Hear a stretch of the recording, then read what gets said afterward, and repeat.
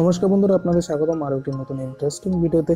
তো আজকে আমাদের ভিডিওর টপিক হলো আমরা কিভাবে নিজের নাম্বার প্রাইভেট করে অন্য যে কাউকে কল করতে পারি।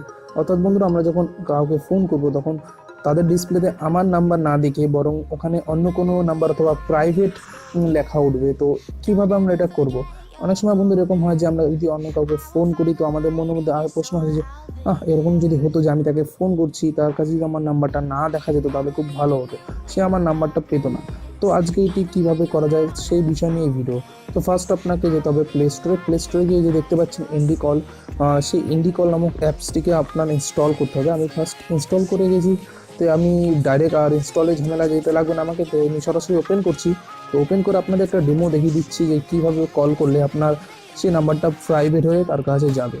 তো শুরু থেকে লাস্ট পর্যন্ত ভিডিওটি অবশ্যই দেখতে থাকুন, আশা করছি ভিডিওটি আপনাদের কাজে লাগবে। তো বন্ধুরা, আমি এখন এই মোবাইল থেকে এই মোবাইলে ফোন করব।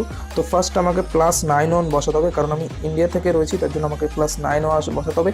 তো 91 বসানোর পর আপনাকে আপনার নাম্বার দিতে হবে। তো এই দেখুন আমার নাম্বার বসানো হয়ে গেছে, আপনি ফার্স্টে দেখতে পাচ্ছেন +919681।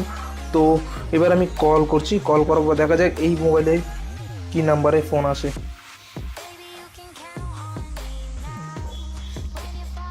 তো এই দেখুন কল আমার চলে গেছে। তো এই মোবাইল এখনই কল চলে আসবে অন্য নাম্বারে, তো আপনি দেখতে থাকুন। তো এই দেখুন এই মোবাইলে কল চলে এসছে, তাও আবার অন্য নাম্বারে। তো আপনি শুনতে পাচ্ছেন কলারিং এখানে +37166 দিয়ে চলে এসছে, যেখানে আমার ছিল +91 দিয়ে 96 দিয়ে, কিন্তু এখানে চলে এসছে অন্য নাম্বার। তো এইভাবে আপনি আপনার কল প্রাইভেট করে যে কাউকে ফোন করতে পারবেন।